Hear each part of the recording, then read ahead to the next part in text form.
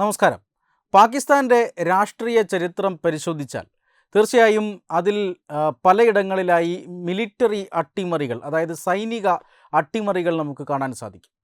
എപ്പോഴും ഓരോ പ്രാവശ്യവും സൈനിക അട്ടിമറി നടക്കുമ്പോൾ പാകിസ്ഥാനിലെ പട്ടാളം പറയുന്നത് രാജ്യം അപകടാവസ്ഥയിലായിരുന്നു, അവിടുത്തെ രാഷ്ട്രീയ നേതൃത്വത്തിന് ഈ രാജ്യത്തെ നേരെ കൊണ്ടുപോകാൻ സാധിച്ചില്ല, രാജ്യം ഒരു പ്രതിസന്ധിയിലാകുന്നു, ആ സമയത്ത് രാജ്യസ്നേഹം മൂത്ത പട്ടാളം ഉടൻ തന്നെ അധികാരം പിടിച്ചെടുക്കുന്നു. ഇതാണ് പലപ്പോഴായി പാകിസ്ഥാൻ പട്ടാളം പറഞ്ഞുകൊണ്ടിരുന്നത്. പക്ഷേ ഇപ്പോൾ പാകിസ്ഥാൻ അക്ഷരാർത്ഥത്തിൽ പ്രതിസന്ധിയിലായിട്ട് മാസങ്ങളായിരിക്കുന്നു. പാകിസ്ഥാൻ അതീവ ഗുരുതരമായ ഒരു സാമ്പത്തിക പ്രതിസന്ധിയിലൂടെ കടന്നുപോകുന്നു. അതിലുപരി വലിയ രീതിയിലുള്ള രാഷ്ട്രീയ അനിശ്ചിതാവസ്ഥ അവിടെയുണ്ട്. അതുമാത്രമല്ല, അതിർത്തിക്കപ്പുറത്ത് നിന്ന്, അതായത് താലിബാൻ്റെ ഭാഗത്തു നിന്നും വലിയ രീതിയിലുള്ള തീവ്രവാദ ആക്രമണ ഭീഷണിയുണ്ട്. ചുരുക്കി പറഞ്ഞാൽ രാജ്യത്തിൻ്റെ സമ്പദ് വ്യവസ്ഥയും രാജ്യത്തിൻ്റെ രാഷ്ട്രീയ സ്ഥിതിയും അതുപോലെ തന്നെ രാജ്യത്തിൻ്റെ സുരക്ഷയും ഇതെല്ലാം അപകടത്തിലാണ്. എന്നിട്ടും എന്തുകൊണ്ടാണ് പാകിസ്ഥാനിലെ പട്ടാളം ഈ രാജ്യത്തിൻ്റെ അല്ലെങ്കിൽ അവരുടെ മുൻകാല ചരിത്രത്തിൽ ഉണ്ടായിട്ടുള്ളതുപോലെ എന്തുകൊണ്ടാണ് പാകിസ്ഥാൻ്റെ ഭരണം ഏറ്റെടുത്തുകൊണ്ട് പട്ടാള അട്ടിമറി നടത്തുന്നില്ല എന്നുള്ളത് ഒരു വലിയ ചോദ്യചിഹ്നമാണ്. എന്തായാലും ഇപ്പോൾ പട്ടാളം അതിന് ശ്രമിക്കുന്നില്ല. അത് ദുരൂഹമാണ്. പട്ടാളത്തെ കൊണ്ടുപോലും ഈ രാജ്യത്തെ രക്ഷപ്പെടുത്താൻ കഴിയാത്ത രീതിയിൽ ഈ രാജ്യം അധപ്പതിച്ചു പോയിരിക്കുന്നു എന്ന സംശയങ്ങളും ഉയർന്നു വരുന്നുണ്ട്. പക്ഷേ നേരിട്ട് ഇടപെടുന്നില്ലെങ്കിലും പാകിസ്ഥാൻ പട്ടാളം തിരശ്ശീലയ്ക്ക് പിന്നിൽ നിന്ന് ചില കളികളൊക്കെ കളിക്കാൻ ശ്രമിക്കുന്നുണ്ട് എന്ന് വ്യക്തമാണ്.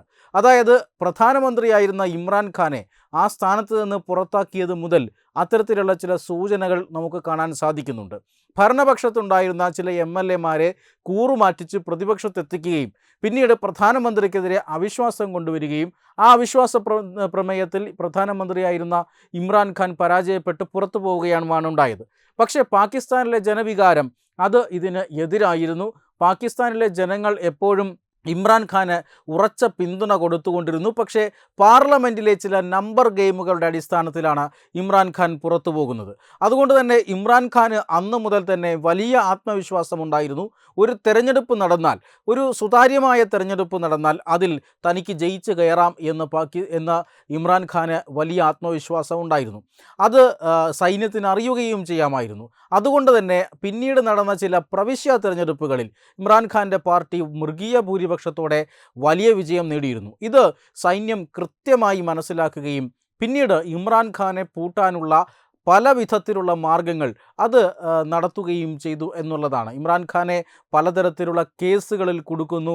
തോഷിഖാന കേസ്, അതുപോലെ തന്നെ ഇസ്ലാമിക മതനിയമങ്ങൾക്ക് വിരുദ്ധമായി വിവാഹം കഴിച്ചു എന്ന് ഏറ്റവും ഒടുവിലായി രജിസ്റ്റർ ചെയ്ത കേസുകളിൽ പോലും ഈ പട്ടാളത്തിൻ്റെ അല്ലെങ്കിൽ മറ്റേതോ അദൃശ്യ ശക്തിയുടെ ഇടപെടൽ വ്യക്തമാണ്. പാകിസ്ഥാനിലെ കോടതി പലപ്പോഴായി ഇദ്ദേഹത്തെ മോചിപ്പിക്കാനുള്ള പല ഉത്തരവുകളും പുറപ്പെടുവിച്ചുവെങ്കിലും ഒന്നിനു പുറമെ ഒന്നായി പല കേസുകൾ ചാർജ് ചെയ്തുകൊണ്ട് ഇമ്രാൻഖാനെ ജയിലിനകത്തേക്ക് ഒതുക്കാൻ ശ്രമിക്കുകയാണ്. ഇപ്പോൾ മറ്റന്നാൾ പാകിസ്ഥാനിൽ തിരഞ്ഞെടുപ്പ് നടക്കാൻ പോവുകയാണ്.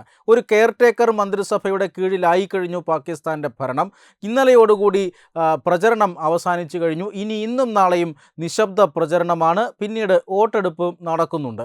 പക്ഷേ ഇമ്രാൻഖാൻ്റെ പാർട്ടിയെ ഇപ്പോഴും സൈഡിലാക്കിയിരിക്കുകയാണ് പാകിസ്ഥാൻ പട്ടാളം. കാരണം ഇമ്രാൻഖാൻ്റെ പാർട്ടിക്ക് പരമ്പരാഗതമായിട്ടുള്ള ക്രിക്കറ്റ് ബാറ്റ് എന്ന ചിഹ്നം, ആ ചിഹ്നം പോലും അവിടുത്തെ തിരഞ്ഞെടുപ്പ് കമ്മീഷൻ ഇമ്രാൻഖാന് അനുവദിച്ചില്ല എന്ന് മാത്രമല്ല, ഇമ്രാൻഖാൻ്റെ പാർട്ടിക്ക് അനുവദിച്ച ചിഹ്നമാകട്ടെ ഒരു ബോട്ടിൽ, മദ്യക്കുപ്പിയുടേത് സമാനമായ ഒരു ബോട്ടിലാണ് ഇമ്രാൻഖാന് തിരഞ്ഞെടുപ്പ് കമ്മീഷൻ നൽകിയത്.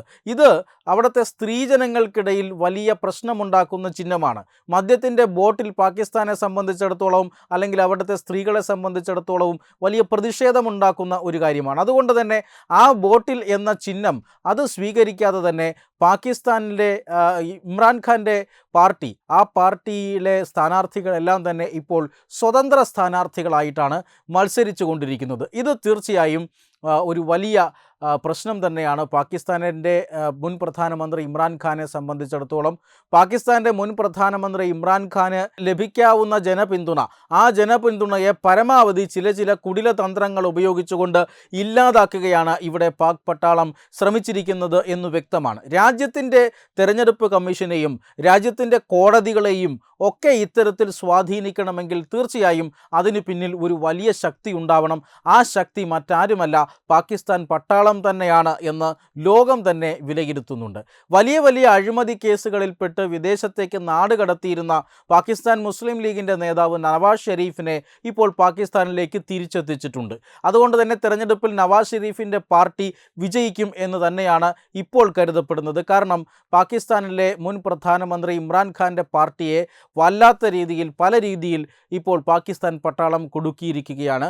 അങ്ങനെ നവാസ് ഷെരീഫിനെ പാകിസ്ഥാനിലെത്തിച്ച് അടുത്ത കിരീടം നവാസ് ഷെരീഫിൻ്റെ തലയിലേക്ക് വച്ചു കൊടുക്കാനാണ് ഇപ്പോൾ പാക് പട്ടാളം ശ്രമിക്കുന്നത്. പക്ഷേ എത്ര നാൾ പാക് പട്ടാളം പറയുന്നത് നവാസ് ഷെരീഫ് അനുസരിക്കും എന്ന് കണ്ടു തന്നെ അറിയണം. എന്തായാലും ഈ തെരഞ്ഞെടുപ്പോടുകൂടി പാകിസ്ഥാനിലെ പ്രശ്നങ്ങളൊന്നും അവസാനിക്കുന്നില്ല എന്ന് തന്നെയാണ് ഇപ്പോൾ വിലയിരുത്തപ്പെടുന്നത്.